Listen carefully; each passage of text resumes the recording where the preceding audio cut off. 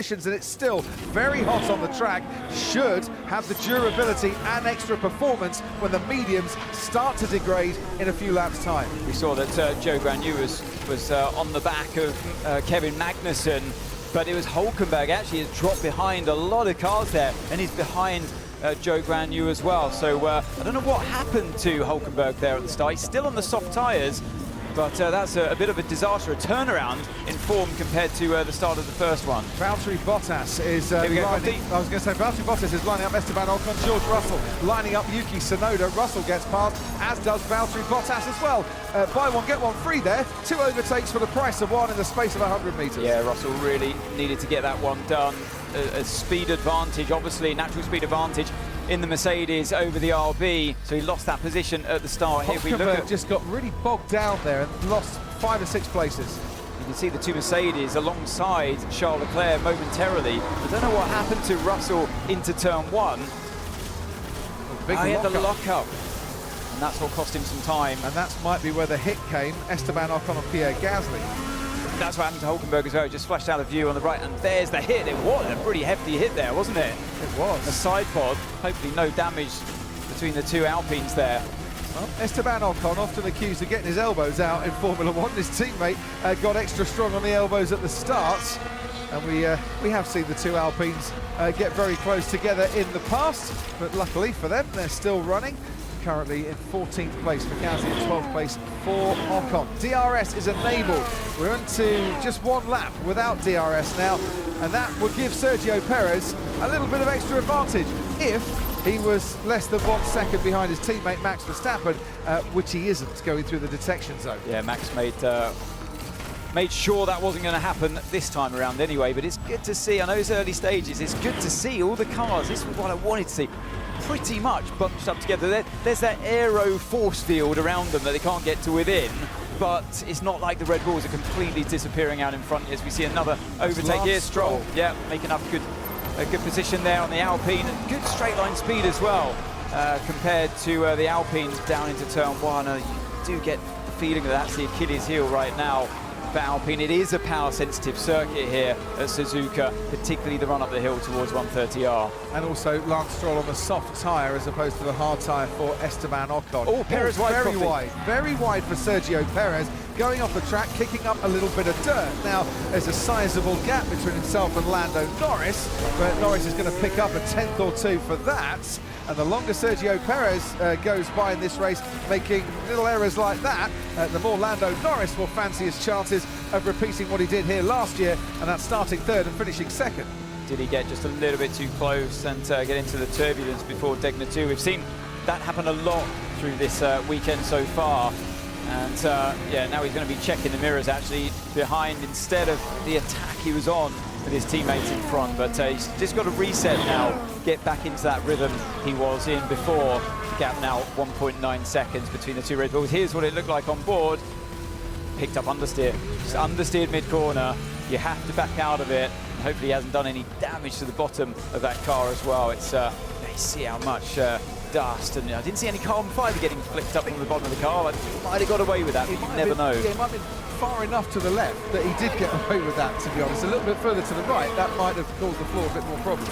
If you're going to do it, go over it very, quite a lot, so to the point that you're not beached on the middle part of the curb. We've got the Haas here putting the Alpine under pressure, despite the Alpine having DRS open as well. But that shows you the difference between that Renault engine and the Alpine and the Ferrari engine, of course, in Kevin Magnussen's Haas. Valtteri Bottas has pitted very early in this race. That's what, 4 laps, 4.5 laps maybe of racing on that set of tyres for Valtteri Bottas. And Ted Kravitz, we can head down to you. Yeah, by Sauber standards, it was an okay pit stop. It was about 8 seconds, Crofty, so not the disastrous 15-20 we've seen recently, but it was a slow pit stop for Bottas. Hulkenberg has also pitted. Weirdly, even though he made it up to P10 with that soft tyre start from the first start, he did a soft again, and then he went to lap 6. That's including the lap that we'd already done, and has pitted for the hard tyre, so slightly odd strategy. Yeah. But there you go. Well, he got a bad start, and it was the same set of tyres. He only had the 1 new soft going into this race. Bernie Collins, to you at race control. Yeah, so just on Hulkenberg, I think when they'd already dropped to the back, he decided to get out of it onto that hard tyre. I just wait and watch the pit stop. This is Sauber, who have been struggling with their pit stops. Valtteri Bottas 30 seconds and 54 seconds so far this season. 4 seconds, that is a very, very big improvement. Well done to them. Bernie, back to you. Yeah, still not great, let's say, by F1 standards, Crofty, but they have boxed effectively to cover Hulkenberg. That's what's driven them to box, because Hulkenberg took that early stop. And just to say on, you know, and talk through what happened, Checo there running offline a little bit. The wind is really picking up now through that S's. As the track temperature's coming down, the wind is increasing through this race, and that is going to catch more and more out. Yeah, I can see the flags on top of the grandstand, and they're still blowing a tailwind up the S's. You can see now not hanging quite as limply as they were, and the wind speed has almost doubled as back out comes Yuki Tsunoda, and swooping past him is Valtteri Bottas in the Sauber. There's the undercut, Anthony Davidson, in all its glory. And also having to cover off that of Nico Hulkenberg as well, who they had successfully come out in front of. But yeah, maybe I don't know if they would have factored in. That's probably due to the poor pit stop actually from the Sauber. I don't believe they were racing them. It was more the Haas. Talking of racing, that's Kevin Magnussen again. Very racy indeed. Very Going nicely into done. turn one. It was rather, wasn't it? Yeah, he's as always, Kevin Magnussen very feisty. We now see Carlos Sainz there hanging on the back of the McLaren, and Alonso still on those soft tyres. He's not like he's being dropped, so that might bode well for later on in the race for him. Yeah, I feel I'm struggling a bit. Copy. Now, we're going to talk about the undercut quite a bit today, and if the undercut is alien to you, I'll make it as simple as I possibly can. You are driver A. Driver B is ahead of you. You stop before driver B. You use your fresher tyres on your outlap to get past driver B before they have time to react. And even if you are 3 seconds behind in this race, you still might be able to perform the undercut if your crew do a very nice tyre change in something like 2 and a bit seconds. And it's a strong undercut round here. Effectively, as we see a bit of a move here with Logan Sargent in yeah, the out. Gasly.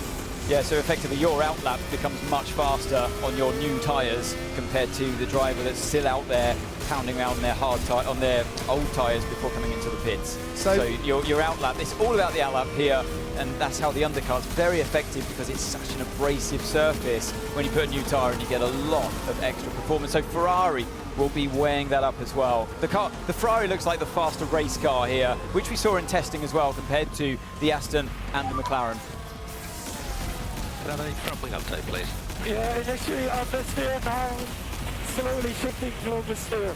Okay, as expected then, thank you. Yeah, maybe 1 or 2 clicks less is okay.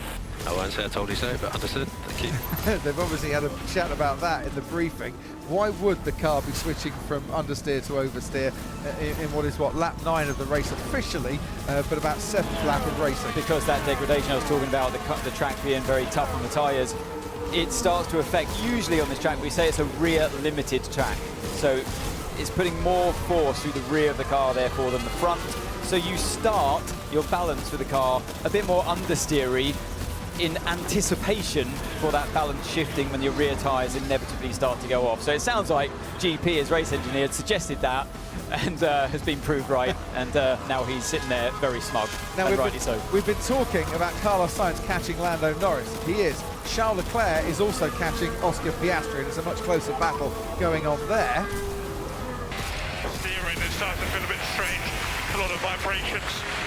Yeah, Nathan, we're looking at the data. I wonder if that's anything to do with a lockup that he had at the restart for George Russell. Ted Kravitz, down to you. I love that from Verstappen's engineer, GP. You know when someone says, I won't say, I told you so, they are actually saying, I told you so. But anyway, just an update on the Mercedes, how they're going. Those hard tyres, despite the Russell vibration, are actually coming up to temperature, and it's all starting. Losing those positions, Crofty, was okay, wasn't it? With the strategy that we think they're going to try and play here, that was okay to be 8th and 9th at the moment, because they're playing the long game. So a stop for them, maybe around, what, lap 25, 26, something like that. But the pit window is open for the others, for the Ferraris, for potentially the Red Bulls, for potentially the McLarens and Fernando Alonso. All right, everybody get out of my way. I'm going to world line to the end. losing 0.3 of a second per lap to Oscar Piastri, who's now in DRS range, and that might help him in his battle with Charles Leclerc. And even Hamilton and Russell on the hard tyre now going that much faster than Alonso, the soft tyre runner. Yeah, it's all starting to bunch up, isn't it, Crofty, with Alonso there. You see the McLaren just behind. And we're seeing high deg on the medium runners. Well, we certainly are on the two McLarens of Norris and of Piastri, and Logan Sargent with the hard tyres is continuing his battle here with Pierre Gasly. Now this is a battle for 13th place. That was a poor exit there from Gasly, and I think Logan's going to do this. Is he going to look to the inside? Yes, he does, with DRS open. A nice move there for Sargent. And yeah, Gasly just didn't have the rear end, did he? Exiting 17 and 18, and a well-deserved round of applause there down at Williams. A little